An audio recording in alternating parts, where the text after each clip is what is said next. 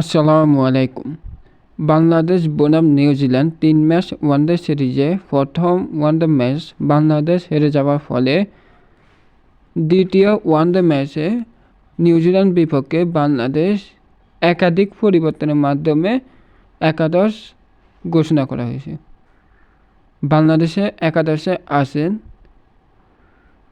সাইফ হাসান, তানজিদ তামিম,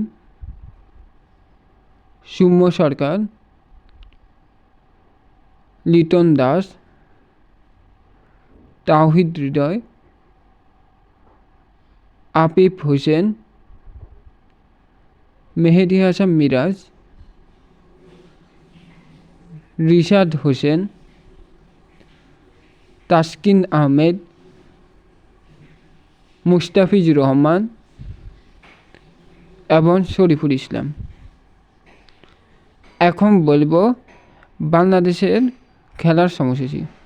বাংলাদেশের খেলাটি শুরু হবে 20 এপ্রিল সকাল 11টায়।